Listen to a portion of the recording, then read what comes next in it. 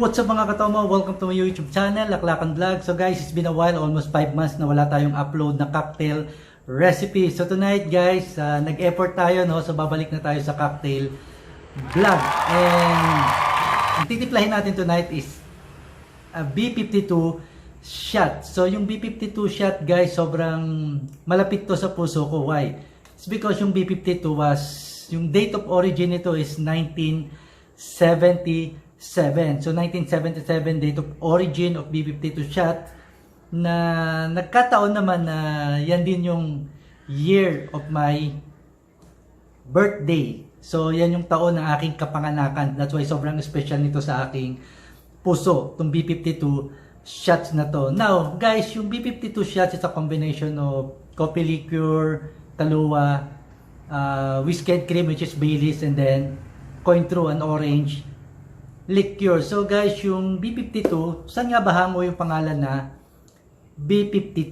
Okay, so guys, pag-usapan muna natin yan. So, additional knowledge muna tayo bago natin simulan yung ating pagtitimpla. So, yung B-52 guys is hango to sa isang aircraft. So, aircraft made for war na nagdadala siya ng mga bomb during Cold War. So, itong aircraft na to is nilaunch siya noong 1952. Ginamit siya during Cold War sa Vietnam War. And maybe B stands for bomb. 52 is because 1952 nilaunch yung aircraft for war. Pero yung B kasi, B is this B-52 aircraft was manufactured by Boeing's aerospace. So yun yung pinaka malaking aerospace manufacturer sa buong mundo. So Boeing. So maaring Boeing's 1952 aircraft for war na nagdadala ng mga bomb. So that's why tinawag siyang B-52. And then itong shooters na to siguro marahil ay hango din to doon sa B-52 aircraft na nagdadala ng bomb. In relation with the shots, yung single or small amount na pag ininom natin is malakas yung tama. Pero meron ding isang haka-haka na maaaring pinanggalingan ng B-52 kasi it was the origin of this shot is 1977, and nung 1976 merong isang American band. So it's a party band, tumutugtog ng mga new wave music na sobrang popular siya during that era, during that year 1976. So yun yung mga, itong banda na to is sikat na tumutugtog sa different bars, hotels, and siguro marahil dito rin nanggaling yung B-52 na pangalan doon sa shots, kasi itong band na to is American band in 1976, tumutugtog sa mga bar. So sobrang popular nito during that time. Tapos the following year, sa sobrang kasikatan ng banda, na gawa na or na mix na yung B-52 shot.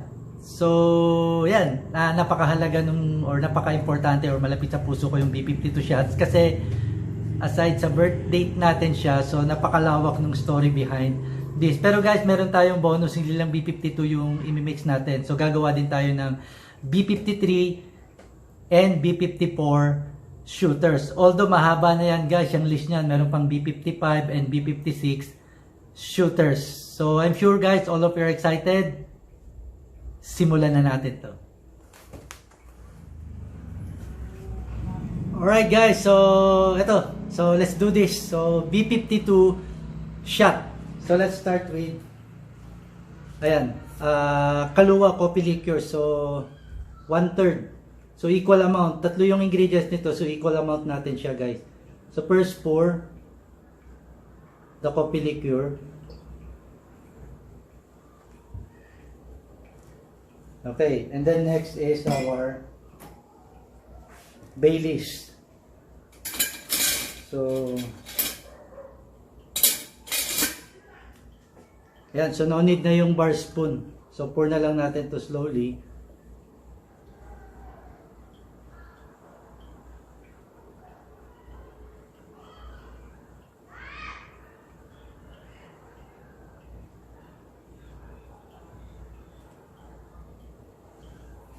Okay guys, as you can see, nag-separate na yung coffee liquor sa Baileys. And then lastly, yung ating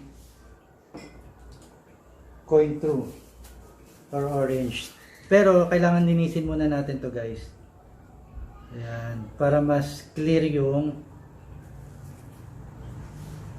top of this shot. So, coin through orange liquor. So, this time gagamit naman tayo ng back of the bar spoon to separate yung Baileys at saka dito sa coin through. And then pour slowly.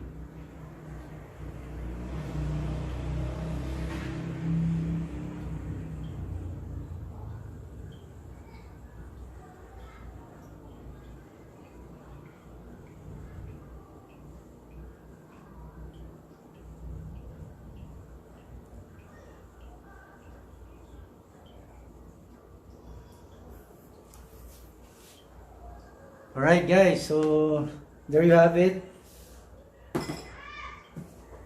So we have B-52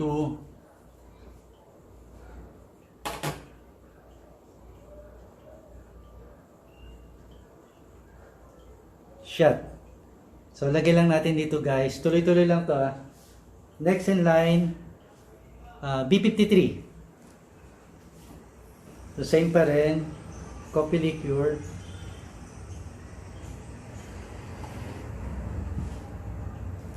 Okay. Next, Baileys.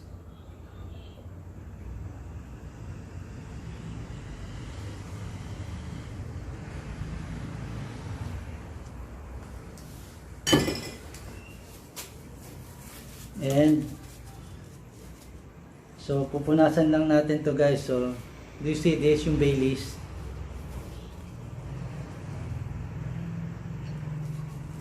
Okay, next is vodka. So sa vodka guys, any brand will do. Pwede, kahit anong brand. So it doesn't matter kung premium vodka yan or yung standard vodka lang yung gagamitin natin. And then same procedure, pour natin slowly yung vodka sa back of the bar spoon to separate the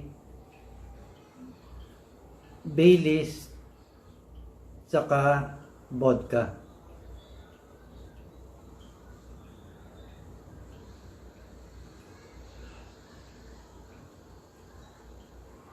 So making a shooter guys or a shot like this, yung mga layered wing. So kailangan dito guys talagang dahan-dahan.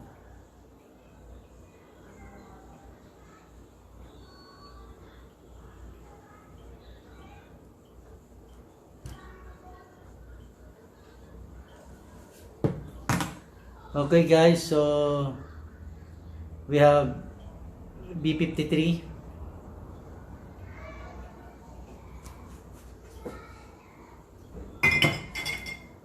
Next in line is B-54.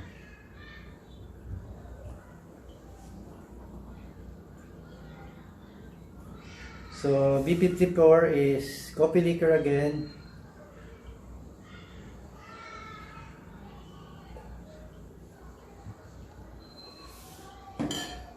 And amaretto.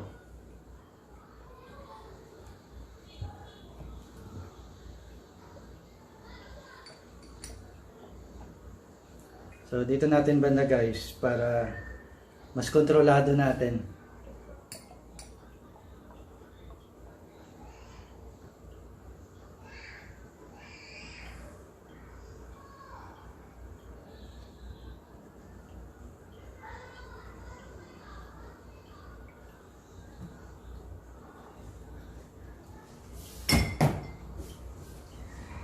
Okay, and on top of this is the Baileys.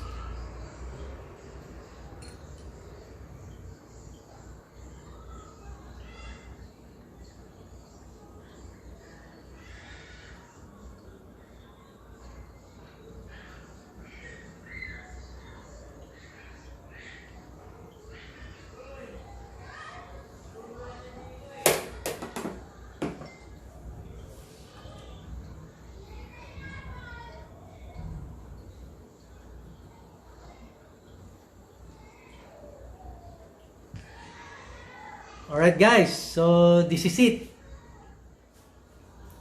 Alright guys, so before I end this vlog, recap lang tayo, review lang tayo. So 3 shot yung ginawa natin. So first we have B-52, B-53 and B-54. So ano ba yung halo ng B-52? So B-52 is ayan, coffee liqueur, Kahlua, Baileys, chocolate cream with whiskey, and coin through, an orange liqueur. So equal amount siya. So this is B-52 shot. Next in line is the B-53 shot. So same pa rin tayo. Coffee liqueur, Baileys, and vodka. So ito yung sequence. So start tayo mag-pour ng coffee liqueur, Kahlua.